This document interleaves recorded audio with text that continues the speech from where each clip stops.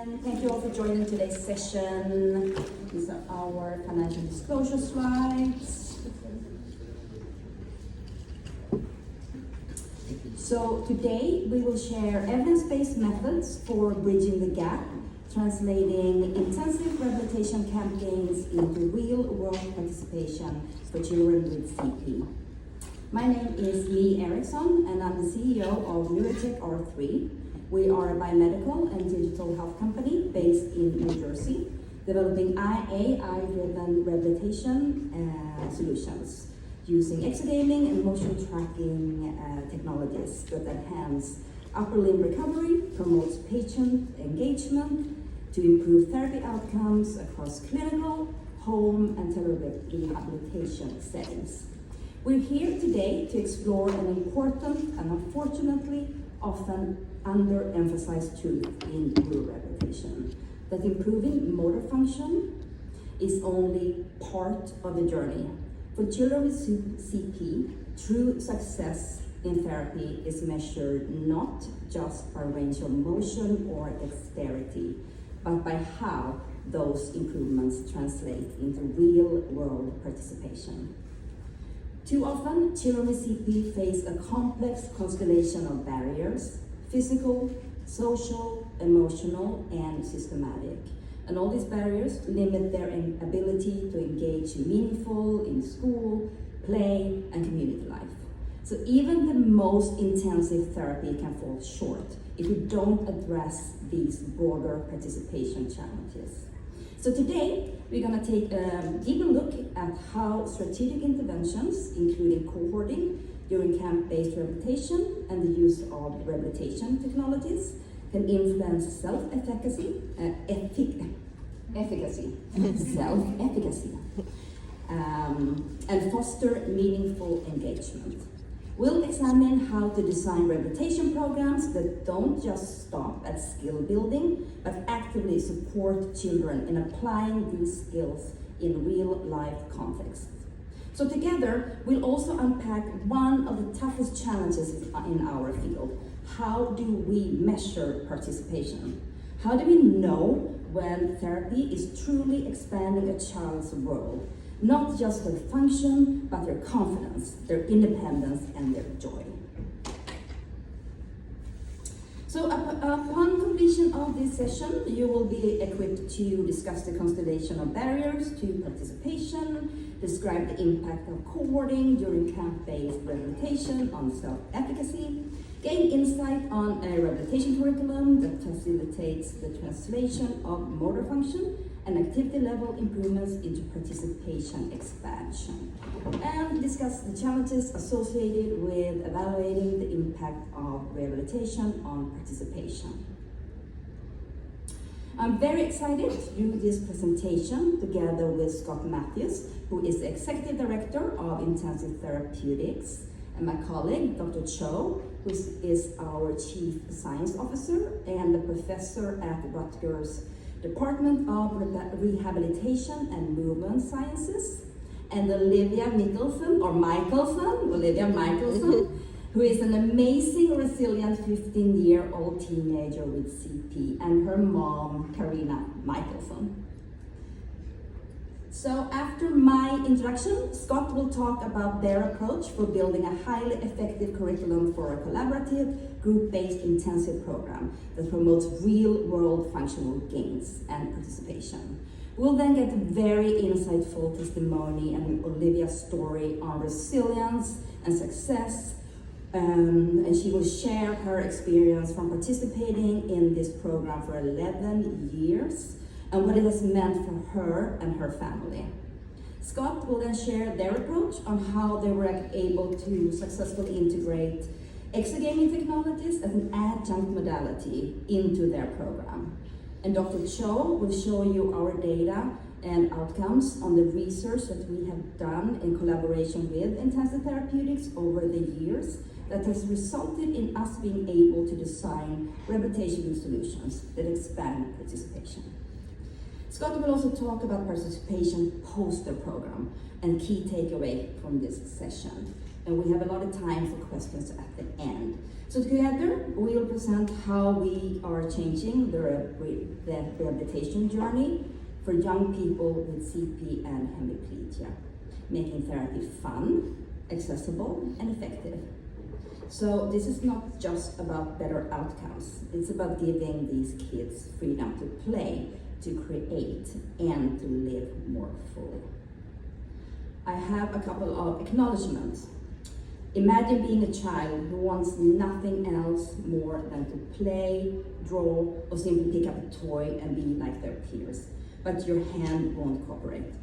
Now, we here all in this room, we know that this is the reality for children and teens with CP or hemiplegia. This is their daily reality. But what if therapy could feel like play? What if every movement could be tracked, analyzed, and turned into meaningful progress at the clinic, together with the therapist, and also carry over to their home? So this is our driver. At Neurotech R3, we have reimagined what hand and arm rehabilitation can look like, using AI-powered motion tracking and game-based therapy, so-called exogames, to create engaging, personalized, and data-driven rehabilitation exercises. I'm the PI on several federal R&D grants, and thanks to this federal funding and state of New Jersey grants and our academic collaborators, Rutgers and NJIT, we have been able to develop a neurorehabilitation system showing clinically meaningful outcomes that is now FDA registered. Our system combines advanced hand tracking with machine learning and real-time progress tracking to deliver targeted exercises. There's no wearables, there's no wires, no gloves, just intuitive computer vision-based therapy that adapts to each child's unique needs. And I want to talk just a little bit about resilience, since it's this year's theme and what it means for us. So in our research and pilot studies, we've seen that kids stay engaged, caregivers feel empowered, and therapists gain actionable data to track progress when using our system. And most importantly, children begin to use their affective hand more, not just during therapy, but in everyday lives. But the level of success in building confidence and skills that promote independent living is different to every child. We all know that. And a lot have to do with resilience, the ability for positive adaptation despite adversity, to overcome barriers. Our contribution is to translate science into real-world practice and to use the evidence-based scientific data to help translate clinical gains into real-world practice. We also see that adopting technology solutions can indeed help improve resilience factors at so many levels: individual, family, community, and cultural levels. And like I said before, we need to look beyond movement and design rehabilitation programs that expand participation in their daily lives. So at Intensive Therapeutics, they have developed a highly effective camp-based rehabilitation program that incorporates resilience and all the things on this slide. It fosters self-efficacy to empower independent living. So I'd like to hand over the floor to Scott Matthews, an Executive Director. All right, thank you, Minnie. My name's Scott Matthews. I'm the founder and Executive Director of Intensive Therapeutics, and I am an occupational therapist. Intensive Therapeutics is a non-profit 501c3 located in New Jersey. We're providers of OT, PT, and speech for all children with all various disabilities. We are center-based facility located in the residential community of West Caldwell, New Jersey. One of our programs, is which we're going to talk about today, is called Camp Helping Hands. Each summer we run 2 4-week sessions with approximately 40 children with CP per camp. All in all, we see about 100 children per year of various ages in the Helping Hands program. During the summer, we call it a camp because it's for kids, and it is the summertime. So we've been running it for about 20 years. And what is it? It's a collaborative, group-based, therapeutic, intensive program for children, teens, and young adults with cerebral palsy. It's collaborative because OT, PT, and speech push in to the child's group. We work together, we collaborate on goals, which are individualized, functional, and goal-directed within individualized within the small groups. These summer programs are 4 weeks in length, 5 days a week, 6 hours a day. So we have a big window of time to work on all goals and accomplish amazing things. Who are these kids? Who are the children? Who are the campers? Roughly just ages 3 to 21 years old. To be clear, the 3-year-olds are not doing a 6-hour day. They usually do about 3 hours, but usually about 4 years old is when kids can start tolerating the full 6-hour day. And they align mostly in in these classification systems: gross motor functioning levels 1 through 4, manual ability classification levels 2 through 4, and communication function classification system 1 and 2. As therapists, though, it's our job to make sure the program fits the needs of the kids, so we're not by any means saying this is who exclusively fits into our program. So, what are the small groups? Yeah, I jumped ahead too far. There's 40 children, 10 age groups, roughly 4 to 6 children per group. What does a group accomplish? You can work on social and motor skills, peer interaction, and then probably most importantly, which is what we're trying to integrate into this today, is the impact of cohorting on self-efficacy. Children become friends. There are other people in the world like me. They are not the only ones. Oftentimes at home, at school, they are the only ones. At camp, there are other children that have similar goals, similar desires, similar interests, and then their families share similar stories as well. And so the network of parents that finally gets to know other parents is developed in addition to the wonderful things that kids do. But, as Mia is saying, how do we measure that these accomplishments carry over once they return home? How do we measure how children participate at school, in their community, at home? Are they carrying the things that they've learned at camp to their home environment? Sorry, I skipped ahead on your pictures here. So, we started in 2005, and obviously we're 20 years into this. We started with 7 kids. And I think it's time to just do a quick historical timeline here of how Camp Helping Hands came about. As a therapist, the principles of the treatment approach for camp is based strongly in the principles of motor learning and motor control. In 2004, there was a New York Times article that came out that brought constraint-induced movement therapy to the public. Many parents at the time were asking, hey, can you do something like this? The works of Dr. Taub and Wolf from the University of Alabama, Birmingham, the work of Dr. Andrew Gordon out of Columbia, the evidence was out there, right, that this helps people, this helps kids. And in my profession, in all of our professions, there was a call for implementing evidence-based practice. So how can you integrate the research into everyday practice? We created Camp Helping Hands. And again, 2005 was our first camp, and we've had it annually ever since for the next 20 years. It became clear that there was a huge opportunity to provide OT in a different way. In addition, it became clear that intensity does not only necessarily focus on hand function, but the whole person. In the early days, we were pretty much using just the Canadian Occupational Performance Measure as our pre and post camp assessment. We actually, conducting the interviews, sitting down and talking to parents, talking to children was a huge moment where they contributed to and what they wanted their goals to be.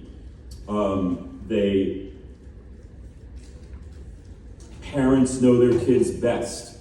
Parents know what's important, know what the challenges are. So we asked, right? We talked to parents and we established wonderful goals that we actually work on during the 4-week camp. And so, again, achievable goals. And over time, this lovely person at the end of the table here started thinking of her own goals, right? Before camp even started, right? Oh, I have some things I want to work on, and I'll share with you. I've been working on it, this is what I want to do. And over time, kids get older, and so we grew older with them. And then in 2025, today, it's turned into, again, this small group, but goal-directed training, but in a group setting. As kids got older, demands changed, and we grew along with them. So things have changed a lot over the years. Our collaborators, how does this all work? How does it all go together? We have strong relationships with the local physical medicine and rehab docs, the orthotists, and I think what's really, really, really important is the community connections that we've made in our little town of West Caldwell. The local library lets us use their facilities for meetings. We have parent meetings there. The town pool let us swim in their pool this summer. It was really cool. And then we have a really strong volunteer program, which are usually high school kids or college kids who are applying to become OT, PT, or speech students. So they're motivated, they're excited to be there. And then partnerships. We have Neurotech R3, wonderful people.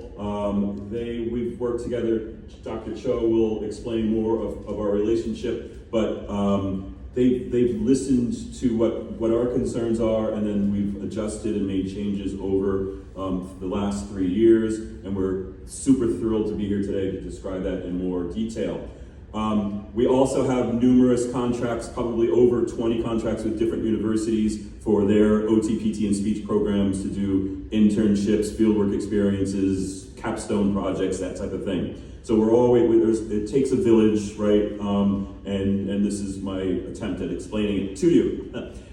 So what are the core elements? The COPM, as I mentioned before, is an instrumental tool, and again, in work, play, school, and self-care areas, we can start to, again, ask people what do they want to work on.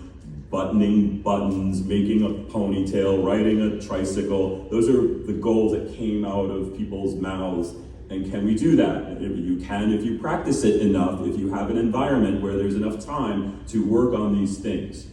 Video, we take a lot of video from day 1 to the end of week 4. We want families, we want parents to see the progress. We want to break down how the activities are set up. We want to show them, again, the progress of each goal of their child. So at the end, they'll have a final video and they'll be able to show their schools, their therapists, grandparents. I always pick on the grandparents. To how to carry over what they're doing when they go home, right? That's the challenge that lies before us. How do kids keep the gains once they go home? Similarly, I have parent education meetings every week. Same story, we go over the videos, we want them to see, we exchange ideas. Parents of 2-year-olds have no idea that school stuff starts at 3. We can help them through how to manage the school district, the school system. When they're starting to age out, what happens when they're done with school? All those things across the lifespan of kids is important for the families to hear, see, and it's not just me, it's the parents themselves, are parents of older children are helping the parents of younger children. So that network, that support is strong.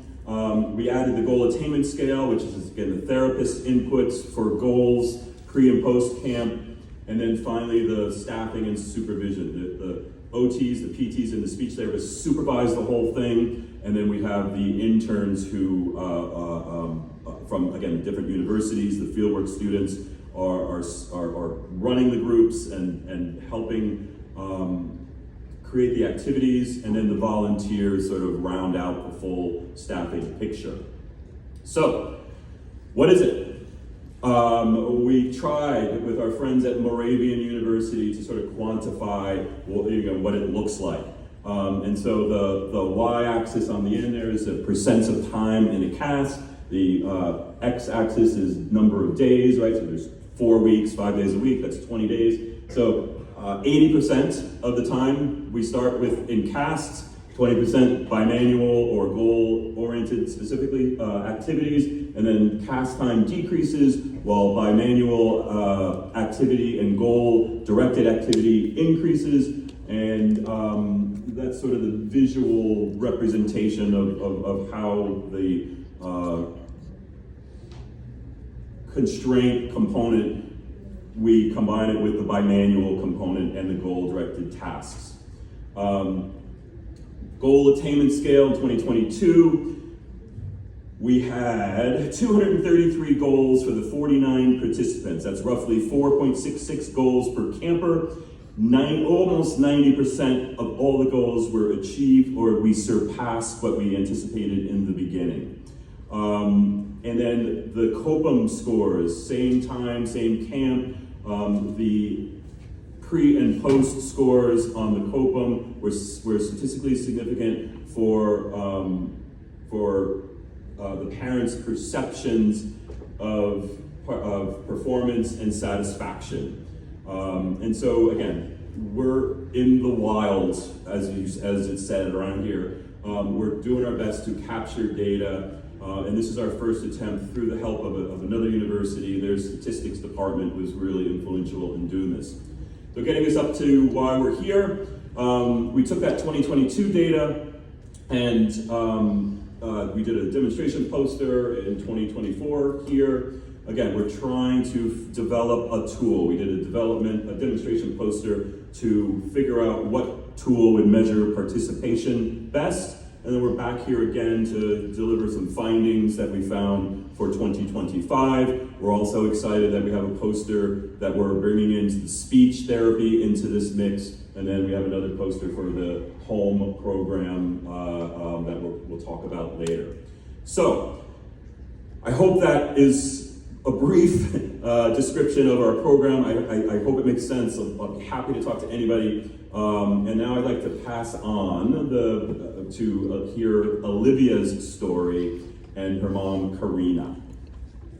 Good afternoon, everybody. We are very excited to be here. I'm going to speak first just so you guys can get an understanding of our story and how we got here today to be with all of you. On August 24th, 2010, in Jacksonville, Florida, our lives changed forever. Some would say that the dramatic entrance of our first child was traumatic, but I now know it as life-altering, and not in the way that was expected. Olivia was born at full term with an induced labor at 40 weeks. After laboring all day and pushing for 2 hours, Olivia's head was visible, but she seemed to be lodged behind my pelvic bone. We moved on to the next option, which was vacuum extraction. After multiple failed attempts, it was then decided to move into an emergency C-section. Olivia finally made her debut, but with a very low APGAR score of a 2 and needing to be intubated. Later, as I woke up, I was told that Olivia was going to be transported to a different hospital with a level 3 NICU. At 3 days old, I was finally able to meet Olivia for the first time. Consequently, this was also the day of her very first MRI. As she was sedated and brought into the MRI, we weren't really sure of what the doctors were searching for. It was later that day when we were told that she may never walk or talk. The images of her MRI are scarred into memory. Over half of her brain showed swelling, and this is where the doctors attempted to decipher her future. At 6 months old, a follow-up MRI, visible developmental delays and impairments confirmed Olivia's diagnosis of left hemiplegic cerebral palsy due to a perinatal stroke. However, what the doctors weren't able to calculate was my determination that Olivia's future was still going to be nothing short of extraordinary. As an elementary educator, I've always known and believed that early intervention is vital in almost every shape and form. I was resolved to the fact that Olivia's future would not be so grim, but it would be full of possibilities and happiness. As the years passed, we worked tirelessly through therapies such as speech therapy, occupational therapy, physical therapy, and aquatic therapy. At 3 years of age was when we finally discovered Camp Helping Hands, a constraint-induced therapy that was given in a group setting with peers of similar age. This was an opportunity for Olivia to have a focused, goal-based therapy for just her left upper extremity. But the cherry on top was that she would be grouped with kids who were just like her. Olivia has attended Camp Helping Hands for 11 years. She has not only conquered her challenges like learning how to ride a bike or being able to button a shirt, but her relationships with her peers has exponentially skyrocketed.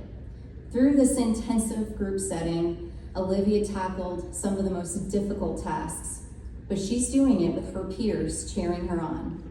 There's something to be said about kids who walk that same challenging path, but they're there to support one another, laugh together, and just have fun while they learn how to conquer the world around them. As year 12 approaches, I reflect on our time spent with Camp Helping Hands staff and the other families that we've been blessed to share this journey with. While Olivia is kicking butt in camp, I've been blessed to network with the other families and learn about so many other opportunities out there for our kids. It's truly a support system and a community that I didn't even know existed until we began our time at Camp Helping Hands. Now, as Olivia is known as one of the veterans of Helping Hands, I've been able to give my love and support to the families who are just beginning their journey. I've realized that through the face of adversity, these kids are the most resilient creatures, and it's truly because of the people who are pouring everything possible into them. The Camp Helping Hands program single-handedly guides kids through resiliency. Without them, there's no telling where we'd be in this stage in life, but I can assure you that they have shaped Olivia into the person that she is today, full of hopes and dreams and happiness. Has this journey been life-altering? Yes, in the most amazing ways possible. Now I'm gonna pass it on to the woman of the show. Hi, my name is Olivia Michelson and I'm 15 years old. When I was born, I had a stroke which resulted in my diagnosis of left hemiplegic cerebral palsy. I've been doing therapy for as long as I can remember. My mom said that I took my first independent steps in the PT gym. Some of the challenges that I face on a daily basis mainly focus around my left hand and arm. When I was 3 years old, my mom decided to enroll me into a program called Camp Helping Hands. Little did I know that 11 years later, this program would be a huge part of my life. It has changed my mindset on how to overcome all of the obstacles and challenges that I face each day. I remember as a young girl learning how to do what seemed to be simple tasks for others, but extremely difficult for me, like buttoning my pants or zipping up my jacket. As the years passed and I grew older, my goals changed and the program grew with me. My goals became a mixture of functional goals and personal goals, like learning how to braid my hair or dribble a basketball. I've learned how to independently ride my bike, cook safely in my kitchen, and my newest accomplishment was learning how to drive a car.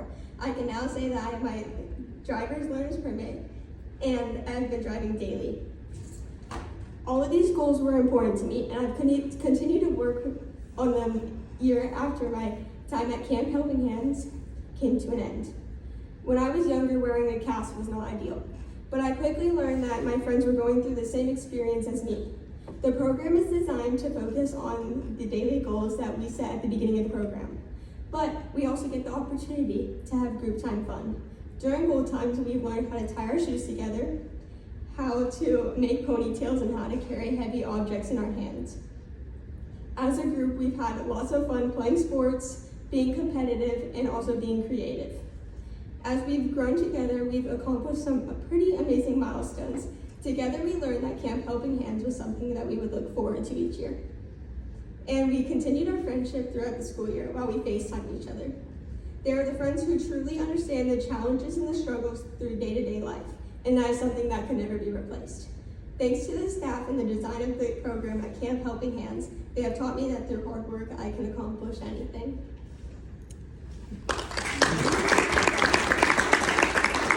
Thank you, Olivia, and thank you, Karina.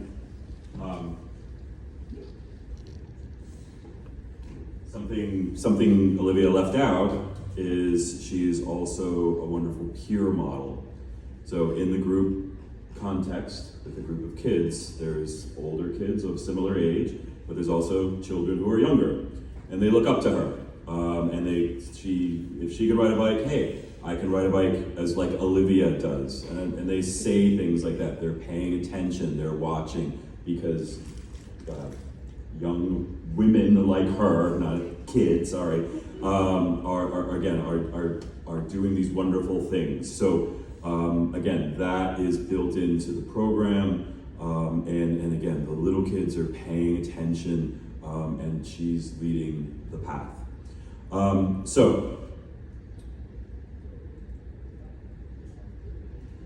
Exogaming technologies within Camp Helping Hands. How does this all fit together? Intensive Therapeutics and Neurotech R3 have been partners in collaboration for over 3 years. Together we have learned that improvements in range of motion, strength, and coordination are important, but not the only variables that impact participation. Technology in exogaming can be used as a preparatory task. We've built it in as an activity to the camp before goal-directed training in small groups. It's important for home programming and continuity. Again, we're going to talk about that here in a minute. But again, how do we get kids to keep doing the things that they do at camp when they return home? And again, the Michelsons are from Florida and we're in New Jersey, so you know we need to keep track of them. The other thing is expense, right? The technology should be affordable, right? It should be accessible and affordable, and again, it's a wonderful tool to that again can be used. It's affordable to us, and again, affordable to families. Again, we'll get into that in a minute. And again, the network of parents now can support each other remotely, if you will, and stay connected for support and motivation.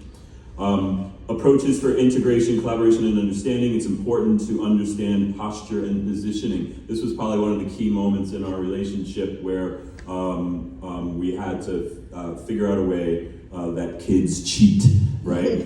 Their positioning and how they move. They'll try to get away with stuff. So how do we control for that, the posture and the positioning while doing gaming so that they actually are doing the movements that we want to target? Also then, the size of the child is another factor that we had to figure out in the beginning. One size does not fit all. A lot of the children in our program are tiny, they're young, right? And they weren't big enough yet, physically big enough to use the equipment to play the game. So we had to figure out what was the right age, what was the right size that actually benefited the child up to a certain age. And we've done that. Again, we're going to talk about that here in a minute. And then barriers to using technology. We've been doing this for 20 years. Over the years, numerous other people with equipment and gaming have visited, and you know they had the best stuff, and it cost so much money we couldn't use it. The gloves and the exoskeleton things didn't fit, or they took a long time to put on. It wasn't, again, they were just challenging things. They were too complicated, they were too expensive, and probably most importantly, it was not fun. These guys, when we asked, can you blow stuff up? They were like, oh yeah, like that's cool. And I love that story, and I love that you know how they understood what kids are going through. Games should be motivating, they should be engaging, they should, and again, now they can play in a group at camp or online at home. And again, it gets another repetition, another repeated play over time. So, I'd like to turn it over to Dr. Cho, who will get into the details of what they have built. Thank you, Scott. I'm going to talk about research now. At Neurotech R3, the resilience in research stay adaptive and user-focused, so our work is truly helpful for children with CP. So we're building AI-driven rehabilitation system, which is fun and engaging, and then so the children will actually want to come back to. Our partnership with Intensive Therapeutics is a great example of how this research be. So together we test a new rehab technology, and then we learn what works and what doesn't work, and then we iterate quickly. So before diving into the research, I would like to briefly describe our technology first. So it's a rehabilitation technology for hand and arm, we call it Aretha. It has a front end, which is a software package installed on patient's computer, including a library of exogames. The patient will be able to interact with those exogames by using the hand and arm movement, which is tracked by an infrared camera. All the kinematics data and game performance data transferred to the remote server and has the AI-driven recommendation system installed. The recommendation system real-timely tracks the performance and dynamically adapt the game challenge level and assign the different exogames based on their performance. And the therapist can remotely monitor patients' progress, then the movement synchronously or asynchronously.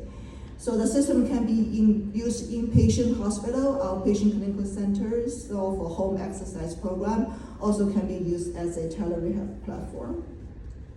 So this is a list of exogames we have so far, each game targeted to the different hand and arm joints, proximally and distally. And then they provide a task-specific training with a high repetition. So they're fun and engaging, and so increase adherence to the prescribed therapy. This is a short video clip about one of our exogames called Constellation Creator. It requires user to grab the star and transport to one of the yellow circle and open hand drop into the circle. So this is exercising a multi-joint coordination. This reach to grasp movement is a very functional movement during our daily living. Over the past 3 years, we have been working with the Scott's team to turn the research findings into a clinical practice. So each year we build on what we learned from the year before, refining how our system can be integrated into the Camp Helping Hand activities so children can maximize the benefit from using the technology during the camp and above. So to demonstrate the credible evidence, we use a validated and a standardized clinical assessment to objectively measure the outcomes and also quantify the changes in functions, engagement, and participations. So if you would like to know detail about those assessments, I will be more than happy to provide more information after the session. So our system was originally designed for adults. So our previous research was for the patient with a stroke. So all the exogames and everything was designed for the adult. So in 2023, the first time we collaborate with the Scott's team is our goal is try to validate our system if it's suitable for pediatric use. So we want to see our system is able to track small hands, and also our exogames is cognitively appropriate for pediatric use. I know this is a lot of data here, but the main points here is the range of motion we measure using our system is able to correlate with the clinical assessment with the group of children, with the children in the camp. So that means our system is suitable for the children, for the pediatric use. But we find out our system is not able to accurately track the very small hand. And also the kids only 8 years and older is more able to effectively interact with the exogames because cognitively they understand what is going on and that they will be able to follow instructions provided by the exogame. So based on those findings in 2024, we decided to integrate our system into the camp daily activities. We enrolled 17 participants, campers, aged from 8 to 17 years old. A dedicated occupational therapist offer one-on-one exogame sessions right built into the camp daily activities. So our goal is very straightforward. We want to find out if the system is able to smoothly fit into their camp daily activities. So the overall, for the 4 weeks of the camp, each children received a 30-minute session each week, so a total of 12 sessions they received for the 4 weeks of camp. And then by the end of camp, this is all the clinical assessment that we collected at the end of the camp. They all improved significantly, especially the Copen results. So that's a result of the camp effectiveness. It's not only because of the exergame activity. So, but it works. But one-on-one session doesn't really align with the core principle of the camp helping hand. The cohort rehabilitation is the key, so children can access together will increase their motivation and self-efficacy. So in 2025, we decided to introduce exergame group sessions. So we follow the same cohort as in the camp. So they divide the kids with the same group, with a similar age. So we keep the same cohort, and then we use in our same 4-hour rhythm exercise session as well. And also to maximize the benefit, we schedule this exergame session right before their go time. That's when they practice they work on their individual goals, individual functional goals. So in that case, our system can be used as a preparatory or warm-up tool to help them to activate their hand and arm and help them to get ready to move on to their more complex and functional activities afterwards. So this figure illustrates the kind of detailed procedure of how this study was conducted. Few weeks before the camp, the therapists from the Scots team conducted Copen access, and we also add a CASP, which is an assessment for participation. And right before the camp and immediately after camp, we collect all those clinical assessments as well. So during the camp, every day, 3 times a week, the participants receive a 15 minutes exergame group sessions. And then, so they have a total of 12 sessions they will receive over the 4 weeks of the camp. And also, over the camp, we have a research staffs to observe and calculate the duration and repetitions, not only for the exergame exercise, but also the repetition duration for the regular camp activities. So here's the result.